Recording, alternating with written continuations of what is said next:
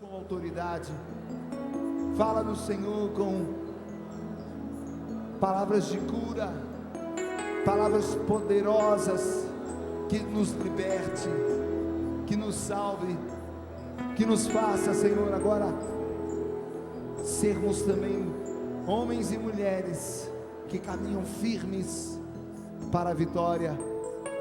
Ó Virgem Maria, ó Santa Mãe de Deus, pedimos por nós, pelo Padre Fábio de Mello e por todos que estão em casa. Ave Maria.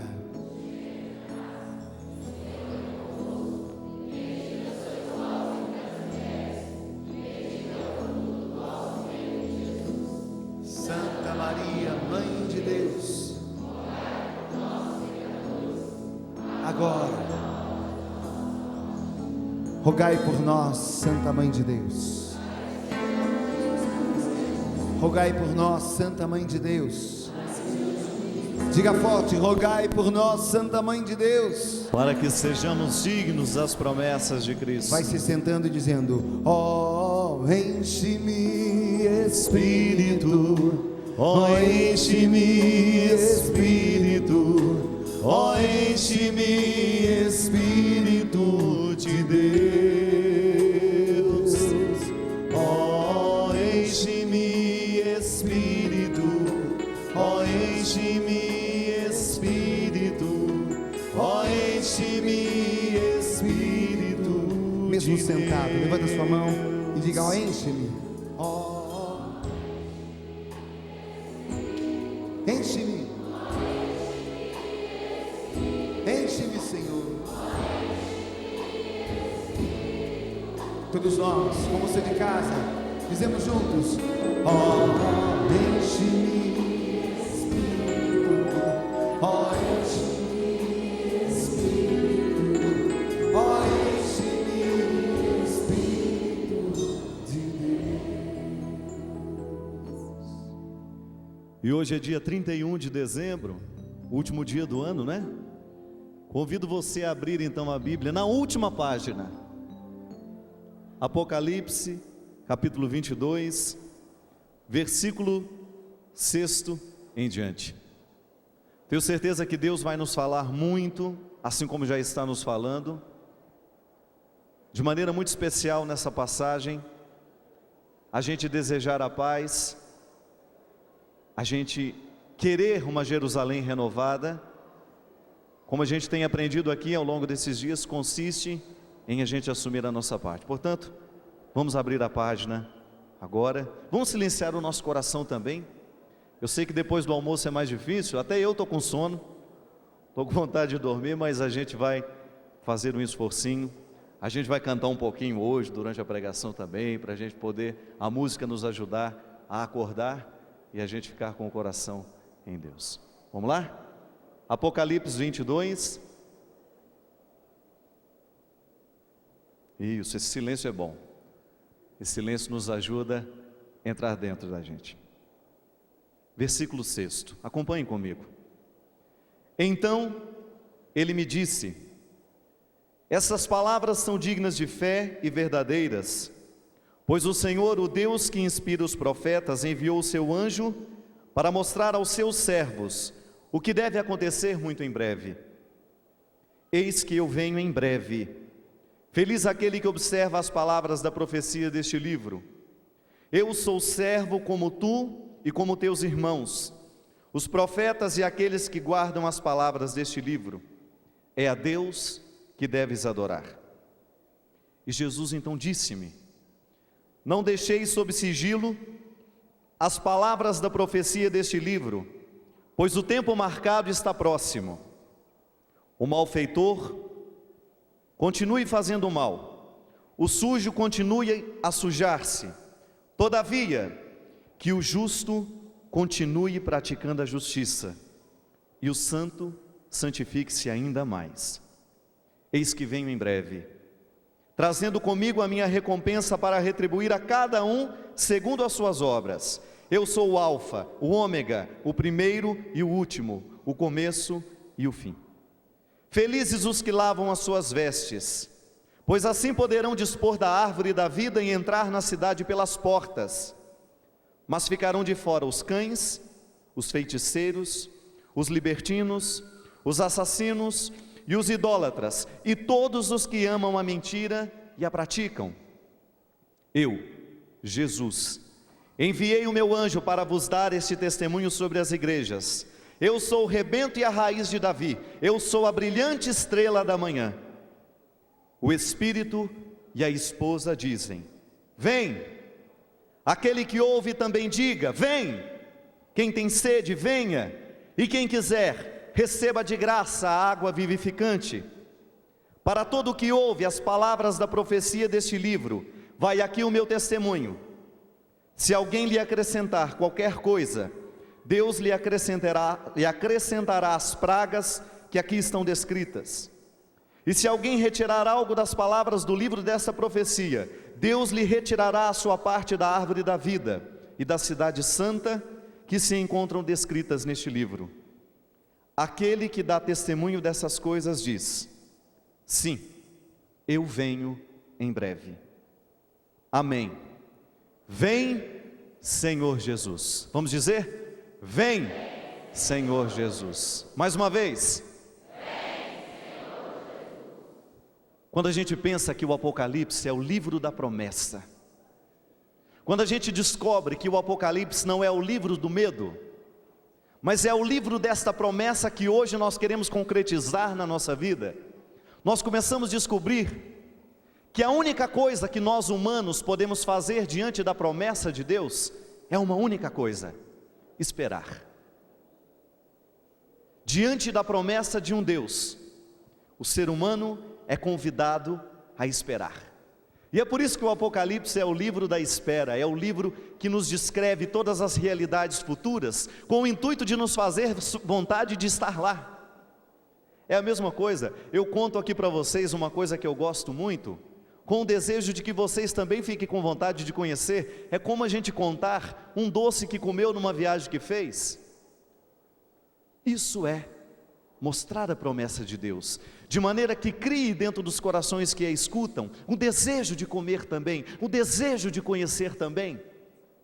Nisso consiste a evangelização, em a gente mostrar que nós somos homens e mulheres com uma profunda saudade do céu, e queremos despertar no coração de quem convive conosco que é preciso ter saudades do céu também.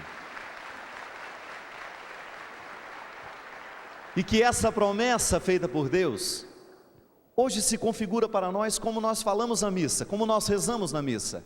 Anunciamos, Senhor, a vossa morte e proclamamos a vossa ressurreição. Vinde, Senhor Jesus. A vinda de Jesus é o acontecimento que nós esperamos a todo momento.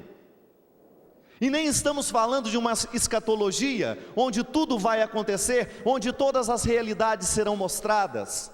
O Apocalipse fala dessa realidade futura, mas também fala, sobretudo, da realidade que agora aquele povo vivia, de uma esperança, de um povo que estava frustrado, de um povo que estava temeroso porque não sabia onde estava o ressuscitado. A experiência daquele povo que já tinha feito a experiência de Jesus estar vivo, precisava ser contada com todas as cores, para que eles também pudessem acreditar. É a mesma coisa, olha, eu fiz uma experiência de Deus, Jesus mudou a minha vida, acredite nisso. Só que por mais que eu tente lhe contar, por mais que eu tente lhe mostrar, pode ser que as minhas palavras sejam pobres demais para mostrar a dimensão desse amor que em mim eu faço. Porque a linguagem humana está totalmente distante daquilo que nós queremos dizer quando queremos falar de Deus. Não é verdade? O Padre Léo hoje dizia, às vezes tem experiências que a gente faz, experiências que são muito íntimas, que se a gente quiser contar, a gente banaliza, não é verdade? Coisas que você viveu, coisas que você experimentou, que se você cair na bobagem de fazer virar palavra, você retira tudo o que foi a beleza daquele momento. O Apocalipse é mais ou menos isso. É a tentativa de um homem que fez a experiência do coração de Deus. É a tentativa de um homem que mergulhou na profundidade da divindade e que depois quis fazer com que os seus irmãos também fizessem o mesmo mergulho. Por isso a gente conta tanta história. Por isso o Padre Léo é o maior contador de histórias. Porque ele tem desejo que você experimente o mesmo que ele experimenta. Por isso a gente faz música. Porque é a maneira que nós temos de mostrar que Deus para mim é uma realidade viva, pulsante, que muda o meu coração. E por mais que eu tente dizer para você que eu sou apaixonado por esse Deus, que eu espero ansiosamente, por mais que eu tente lhe dizer falando, pode ser que cantando você me entenda melhor. Por isso a gente faz músicas que são verdadeiras declarações de amor para o coração de Deus. Porque o meu coração não aguenta só falar. Eu tenho que me utilizar de uma linguagem que extrapole a racionalidade, que extrapole esses conceitos frios de saber que isso é pedra, de saber que isso é um microfone. Eu tenho o desejo de entrar muito além. Eu tenho o desejo de mostrar que Deus é sentimento, que Deus é amor, que Deus é misericórdia. Por isso eu canto, desafinado às vezes, não importa. É assim que eu sei. É o que eu quero fazer. E eu quero, com a minha missão, com o meu coração de padre agora, mostrar para você que o apocalipse que Deus nos convida a viver hoje, dia 31 de dezembro, não é nenhuma conversa fiada. Que hoje é dia de nós desejarmos a nova Jerusalém, que hoje é dia de nós desejarmos um novo mundo, que hoje é dia de nós desejarmos um novo modelo de paz, um novo modelo de sociedade. Mas antes disso, minha gente, que eu deseje ter um novo coração. Antes de querer que o mundo seja diferente, eu quero que o meu coração seja diferente. Essa é a minha decisão por Deus. Para que não aconteça a mesma coisa em Lucas capítulo 13, versículo 34, de Jesus chegar diante de Jerusalém, sentar e olhar aquela cidade onde tantas vezes a sua palavra foi ensinada, onde tantas vezes ao longo da história da salvação, a palavra de Deus foi ensinada por meio dos profetas. Naquele lugar que havia sido santificado pelo sangue de tantos mártires, de tantos homens, de tantas mulheres, que deram a vida, que deram sangue por amor àquela terra, por amor a Deus, que havia escolhido aquele lugar como lugar santo. Jesus olha e decepcionado chora, dizendo: Jerusalém, Jerusalém, por que matas os profetas? Jerusalém, Jerusalém, por que não escutas a profecia? Jerusalém, Jerusalém, por que te escondes atrás dos teus muros? Jerusalém, Jerusalém, por que ignoras tudo aquilo que a tua terra já viu acontecer?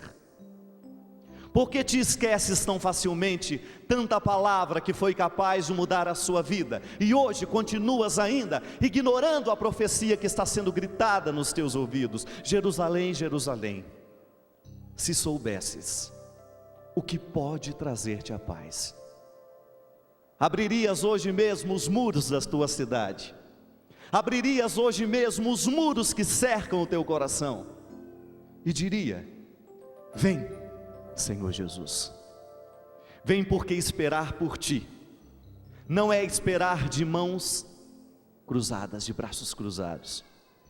Esperar por ti é dizer: Senhor, sou uma cidade desabitada, sou uma cidade destruída, mas hoje eu quero ser a nova Jerusalém, a Jerusalém celeste, porque tu me deste a graça, tu me deste o dom de saber que mesmo eu sendo uma miséria, tu podes reconstruir as minhas ruínas, e a partir de mim, fazer uma cidade situada no monte, que se torne para o mundo a referência de que tu existes, de que tu podes transformar o mundo, de que tu podes fazer a vida ser diferente a partir de mim. Quem sabe hoje Jesus, também sentado num morro aqui de Cachoeira Paulista, possa olhar para nós e dizer: Marcelo, Marcelo, Carmen, João, Maria, Elizabeth, Fábio, Léo, Bárbara, e você diz o seu nome agora. Se tu soubesses o que pode te trazer a paz, não irias destruir os profetas, não irias ignorar a minha profecia, que desde o dia que tu chegaste aqui, eu estou gritando nos teus ouvidos. Se tu soubesses o que hoje poderia te trazer a paz, tu arrancarias sem medo essa cerca de arame farpado que tu colocaste ao teu redor, impedindo as pessoas de chegarem, e hoje mesmo dirias: vem, Senhor Jesus, hoje mesmo, porque o dia que o coração humano descobre que nasceu para ser feliz, ele vai ser capaz de retirar todas as amarras que o aprisionam. O dia que realmente descobrires que tu nasceste hoje para uma vida nova, e que talvez ao longo de tanto tempo você tenha desperdiçado a oportunidade de ser uma cidade agradável, tu irias hoje, com a coragem que é própria do cristão, que é a coragem de saber que entre o que eu sou e o que Deus quer de mim, existe uma distância muito grande, mas que não pode me desanimar. O projeto que Deus tem para mim, ao invés de me colocar na apatia, ao invés de me colocar desanimado, sem ter coragem de fazer alguma coisa, muito ao contrário, mobiliza o meu coração, para que no dia de hoje, eu tenha a resposta coerente para o projeto que hoje Ele quer para mim. É a parte que me cabe, como nós dizíamos ontem, é a parte que lhe cabe. Jerusalém, Jerusalém, se tu soubesses o quanto tu és especial aos meus olhos, não irias viver te prostituindo, não irias viver como se tu fosses um território abandonado. É o que Deus hoje dita para nós, é o que Deus hoje, eu tenho certeza absoluta, grita nesse dia 31 de dezembro, com a última página da sua palavra, com a última página da sua palavra, com a última frase, para cada um de nós hoje, diante da promessa, só nos resta esperar. Só que a esperança cristã, ela é operante, isto é, a gente não espera calado, a gente não espera parado, a gente espera fazendo. E essa música, que está no meu CD novo até, já contei para muitas pessoas, não importa, hoje eu conto como se fosse o primeiro dia da minha vida. Eu fiz para minha mãe, no dia em que eu comecei a me recordar, que todas as vezes que eu voltava de férias, a minha mãe nunca me esperava dentro de casa. Ela sabia o horário que chegava o ônibus, e só tinha aquele ônibus que iria de Lavras para a cidade onde eu nasci, que é Formiga. Às vezes eu passava um ano sem ver a minha mãe, ela sabia exatamente o dia que eu ia chegar. E todas as vezes que eu estava com aquelas malas lá na rua da minha casa, que eu olhava lá para o fundo, a minha casa era quase uma das últimas da rua. Quando eu chegava naquela esquina, eu tinha certeza a cena que eu iria ver. A minha mãe, 4:30 da tarde, era o horário, parada no portão da minha casa, esperando que eu apontasse na esquina. Confesso para você que uma das experiências que mais complementaram o meu coração, que mais me fez sentir um homem amado na vida, nem foi os muitos beijos que eu já ganhei das mulheres, não. Foi aquele gesto de ver uma senhora de cabelo branco, parada num portão, esperando pelo filho que viria.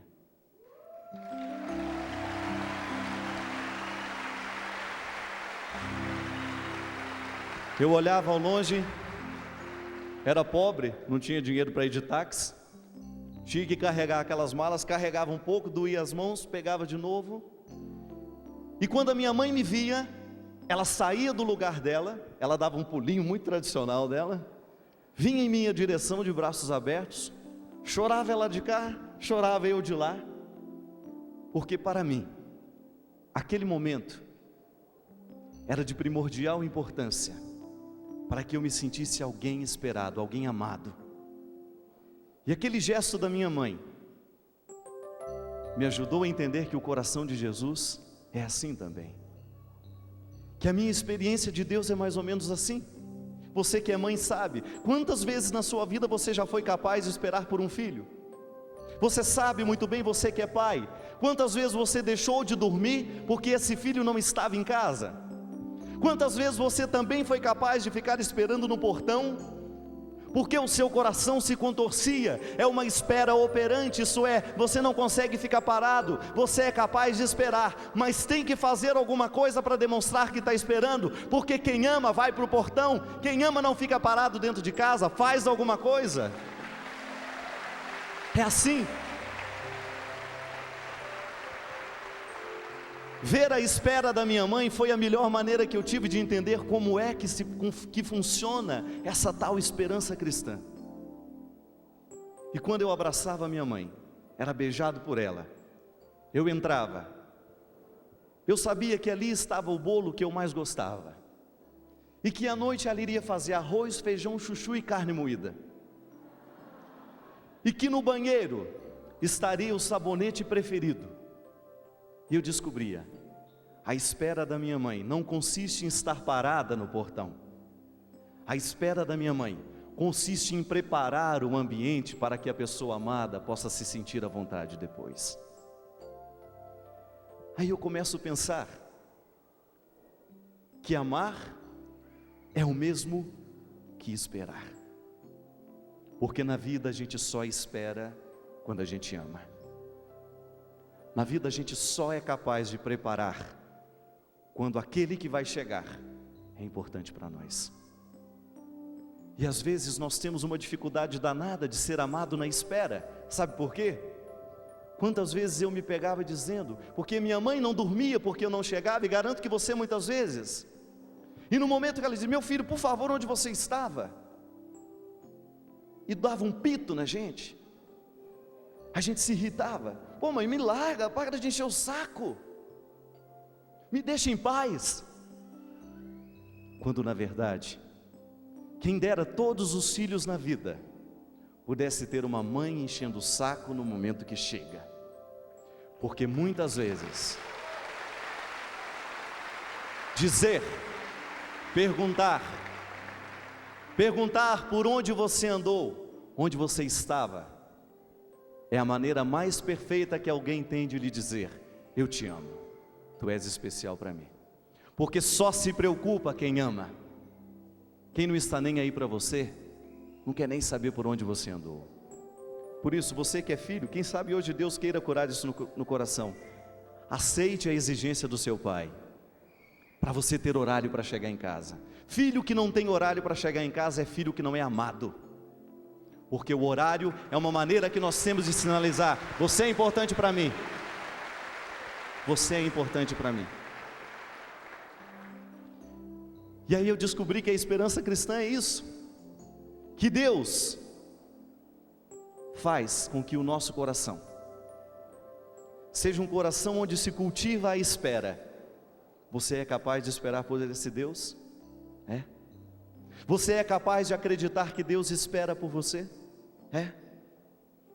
E na sua vida, por quantas pessoas o seu coração é capaz de esperar? No portão.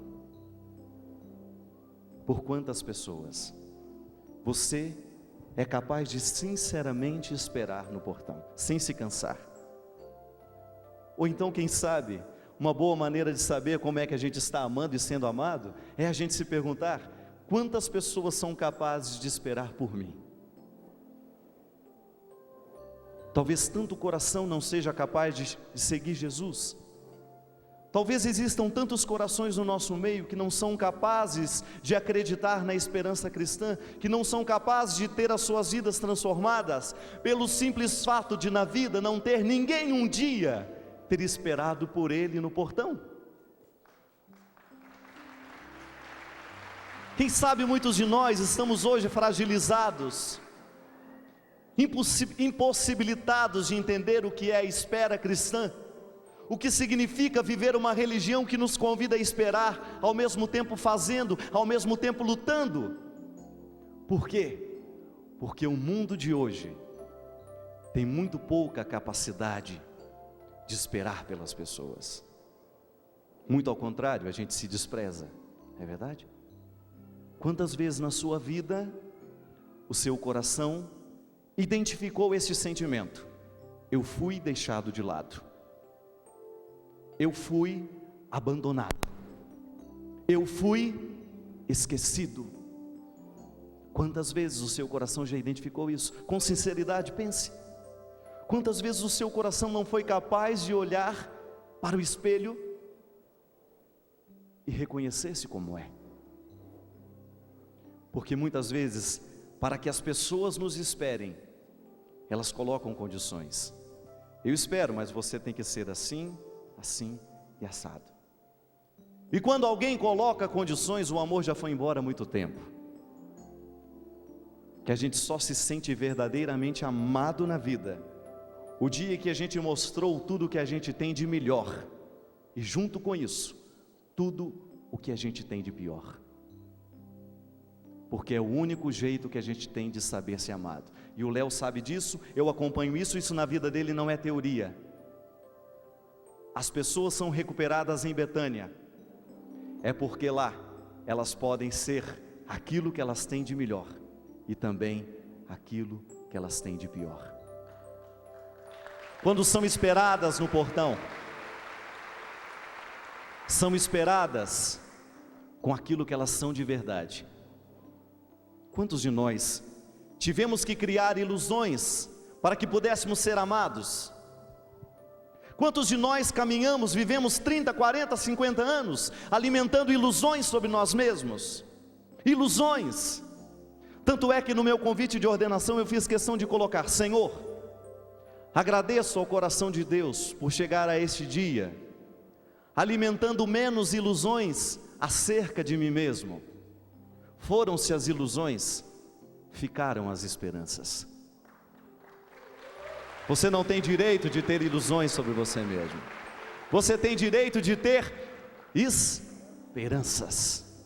Ilusões não constroem o ser humano. Ilusões não constroem fidelidade. Ilusões não constroem relacionamentos sólidos.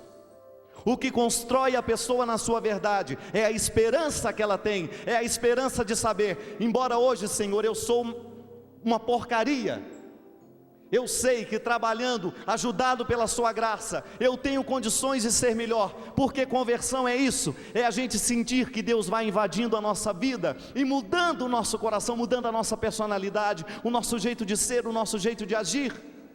E Deus não pode trabalhar com ilusões. O material humano para a conversão é a pessoa humana, não é a ilusão de si mesma. É a verdade, é a sua mesquinhez, é o seu valor. É isso que lhe faz ser alguém que tem valor diante de Deus. A dignidade do Verbo encarnado está aqui para tocar essa realidade que você tantas vezes despreza. E que Jesus, às vezes sentado no monte, ali no muro da sua casa, diz: Jerusalém, Jerusalém, se não te desprezasses tanto, saberias o que pode acontecer contigo. Se fosses capaz de esperar por ti mesmo. Quantas vezes você precisou esperar por você mesmo? Coisas que você queria fazer hoje e que ainda não é o tempo. E você, sem paciência, não soube entender o processo de Deus para você. Não soube aproximar-se de si mesmo. Viveu alienado, viveu como se você não existisse. Usou todas as máscaras que o mundo lhe entregou. E como diz Fernando Pessoa, usou tanto a máscara, que quando quis retirá-la do rosto, já não tinha jeito, porque estava grudada na cara. Por isso, que a melhor maneira que a gente tem de saber se a gente tem amigos, é isso. A melhor maneira de saber se os nossos relacionamentos nos trazem paz, é isso. Quais são as pessoas que lhe dão direito de ser quem você é? Quais são as pessoas diante das quais você não tem medo de mostrar a sua nudez, de mostrar o seu medo, de mostrar a sua fragilidade, de mostrar o seu valor? Quais são as pessoas que diante das quais Deus pode trabalhar em você? Por quê? Porque não existe mais ilusão entre você e ela. Ela sabe muito bem quem é você. Descobriu você a partir do seu significado. Como eu já disse uma vez, a oportunidade que eu tive de buscar o meu pai caído na sarjeta, a oportunidade de saber que o meu pai não tinha forças de voltar para casa, de tão embriagado que estava, e o meu coração de criança ser capaz de ver aquele homem, de sentir vergonha, e hoje entender que o que eu sentia não era vergonha. Um filho não pode sentir vergonha do seu pai. O que eu sentia era um profundo sentimento de indignação. Porque aquele homem que eu via tantas vezes entrando dentro da minha casa, trazendo o pão de cada dia, não nasceu para viver daquele jeito, de jeito nenhum. Por isso, se hoje eu tivesse a oportunidade de estar diante do meu pai, o que eu diria para ele assim: meu pai, eu nunca deveria ter deixado de te amar, nem porque você fazia de errado, e nem deveria te amar por o que você fazia de bom. Não. O que faz um filho amar o seu pai não é o que ele faz, e nem tampouco o que deve fazer um filho a deixar de amar o seu pai não é aquilo que ele faz de errado. O que deve nos ligar é o simples fato de eu saber, caído no chão, embriagado, é o meu pai. Jogado na sarjeta, negado na sua dignidade, é o meu pai. Porque não é o que ele faz, nem deixa de fazer, que retira o significado que ele tem para mim. Por isso, pode ser que também você muitas vezes tenha sido encontrado caído na sarjeta da vida. Eu não sei qual é a sarjeta que porventura você pode ter sido encontrado. E pode ser que alguém naquele momento tenha agido como eu, sentiu vergonha, não descobriu o significado mais profundo que te une. Não é o que faz, não é o que mas é o que significa. É o meu pai, está caído, é o meu irmão. Mentiroso, é o meu irmão do mesmo jeito. Prostituída, continua sendo a minha irmã. E entre eu e ela existe um significado que nenhuma atitude, que nenhum gesto pode retirar. Por isso que quando eu fiz essa música, eu gostaria que você ouvisse como sendo a declaração de amor de um rapazinho, de um menino, como diz o Léo, que pode não entender muita coisa, mas que já sentiu muito. Eu entendo que o amor de Deus é assim. E nenhum sofrimento passa por mim em branco. Ah, não. Eu sofro tudo o que tem que sofrer. Depois faço música, porque alguma coisa esse sofrimento tem que deixar, ainda que seja uma canção para lhe ajudar depois.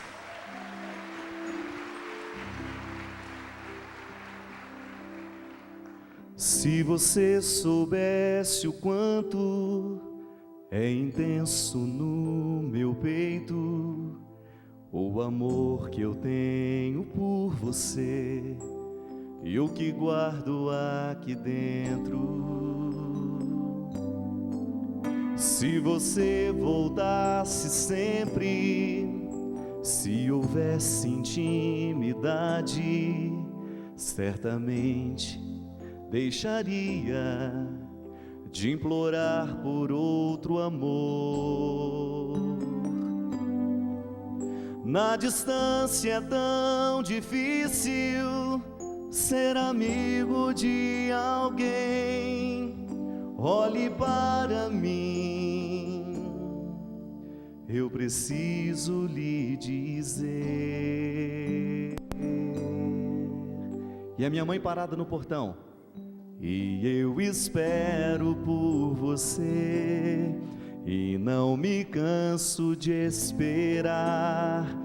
A porta aberta eu vou deixar, Se quiser pode voltar, e eu espero por você, e não me canso de esperar. Meu coração se alegrará quando você se aproxima. Se você se aproximasse do meu peito transpassado, se aos pés da cruz ficasse, saberia o que é o amor. Se o amor que me oferece é tecido de palavras, eu lhe estendo os meus braços, mostro em gesto o que é o amor.